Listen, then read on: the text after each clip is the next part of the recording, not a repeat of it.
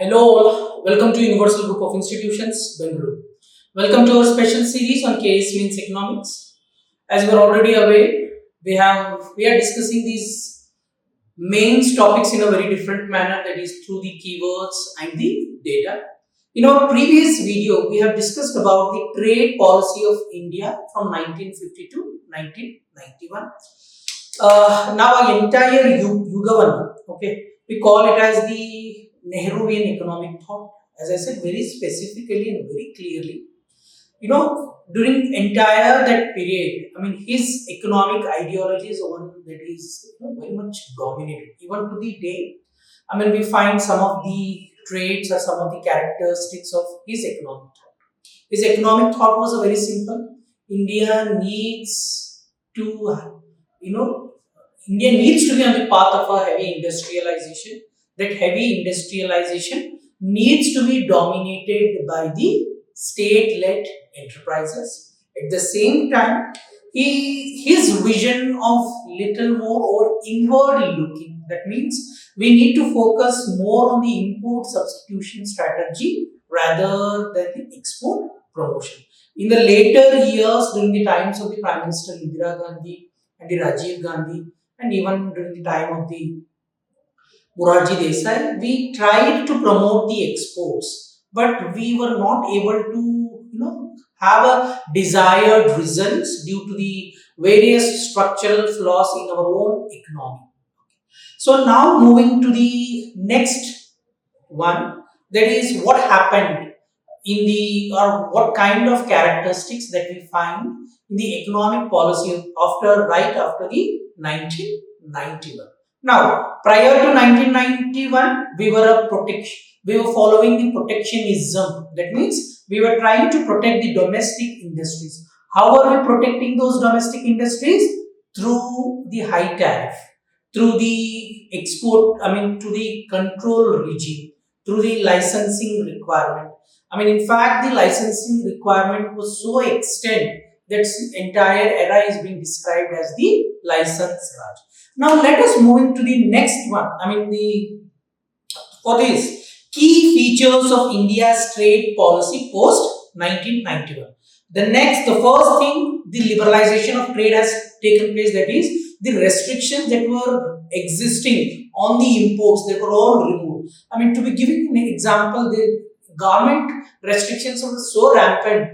I mean, in the words of Narayan Murthy, he says that to import the computer, it took him 3 years and more than 50 trips to the New Delhi. You can imagine the restrictions that were in place for the imports. So after that, what has happened when we liberalized the average tariffs, that is the taxes on the imports were reduced from a 125% to the 10%, and non-tariff barriers were rationalized.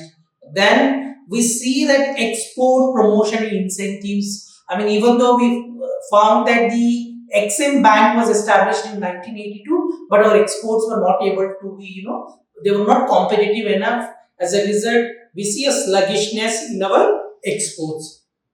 After that, we find the establishment of special economic zones, and later NIMZs, that is the National Investment and Manufacturing those zones, Make in India, production linked scheme. So all such things are in place to promote the export.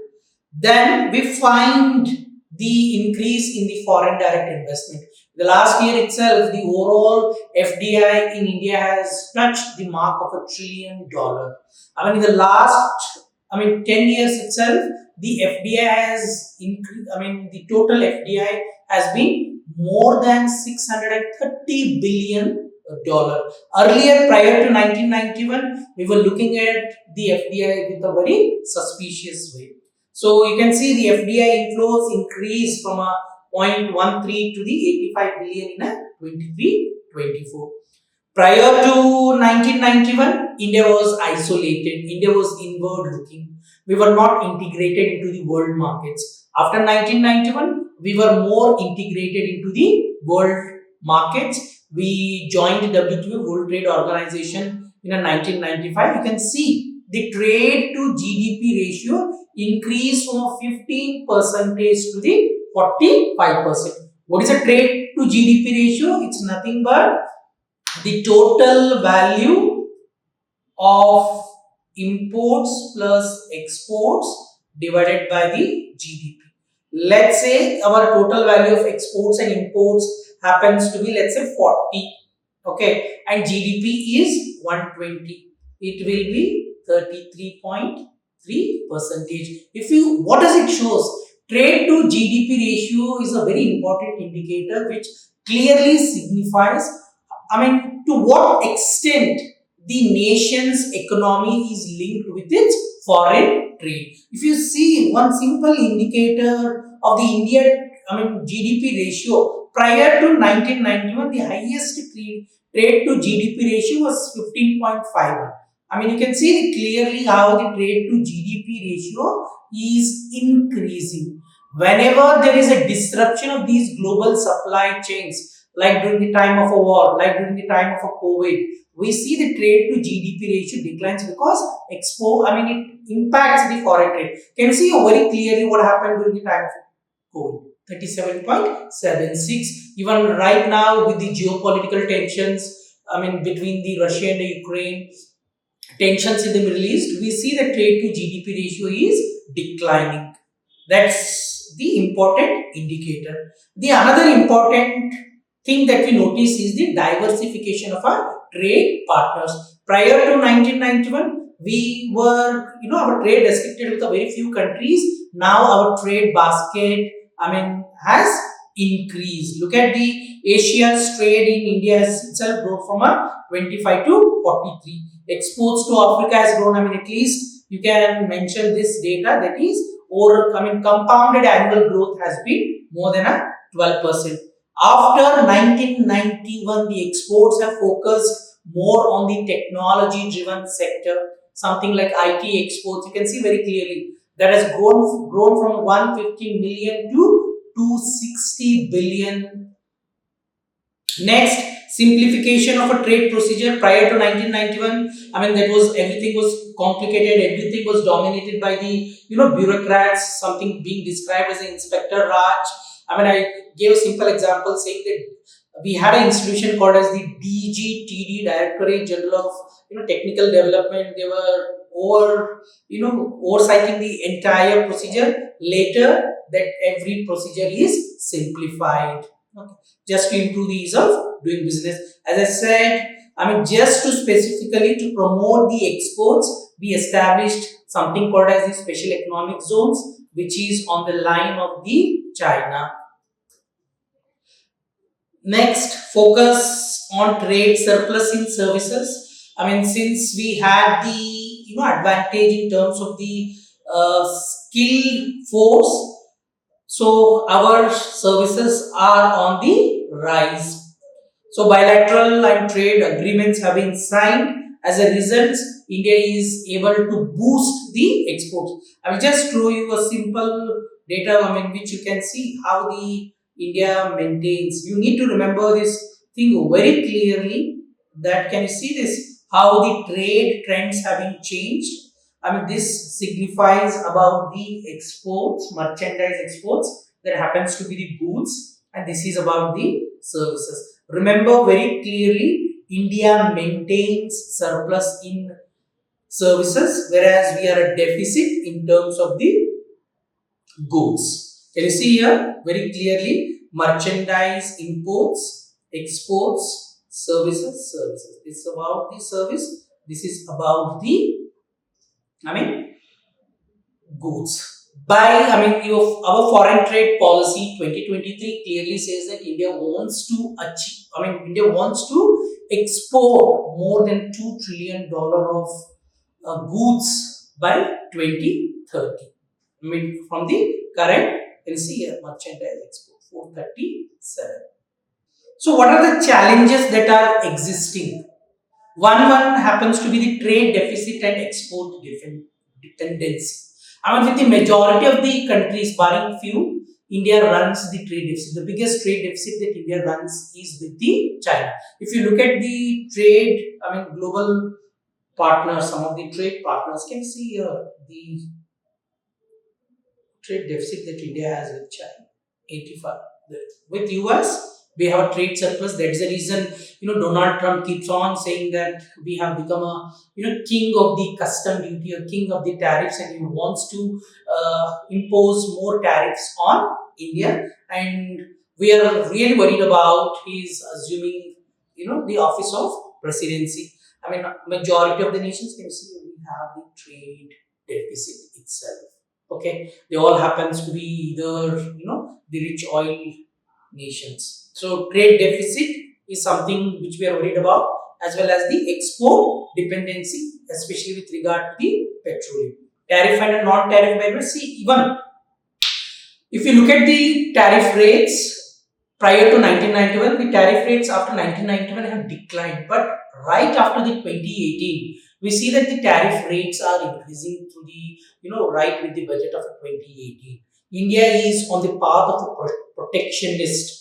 We see that more and more items were imposing the anti-dumping duty. More and more non-tariff barriers are being, more and more goods are being brought under the non-tariff barriers. That's really a cause concern of worry. Look at these schemes, something like Atmanirbhar Bharat, that is only to produce for the domestic. That's all something which I say is inward looking, make in India. That's all more happens to be the inward looking. Inconsistent trade agreements, even though we have signed the agreements, those limited FTAs have been signed. There is limited free trade agreements, and we have withdrawn from the regional comprehensive economic partnership agreement.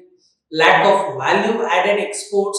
If you look at something called as the global value chains, India, exports nearly 60% of India's exports are low value added goods. We need to be, integrated with the high value added goods. So lack of focus on the service trade, because the one item that is heavily dominated in the service sector happens to be the IT. Rest all, if you look at the other things, as I said very specifically while talking about these services, our service sector is heavily dominated by this IT consulting. Rest all, lagging behind. So rising protectionism, as I said, PLI schemes and all, make in India, these all talks about the, inward looking impact of the exchange rate, rupees being depreciated against the dollar, rupees heavily, is being depreciated. Limited integration into the global value chains. What I mean by, if you look at India's participation to global value chains is only 30% compared to the 50% for the Vietnam. What I mean by global value added chains, let's say this, something like an aeroplane. Let's say an aeroplane that is being, exported right out of the USA.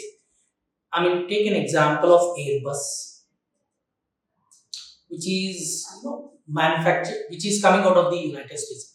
This particular Airbus, which is being assembled in United States of America, is going to procure the parts from a different part of the world.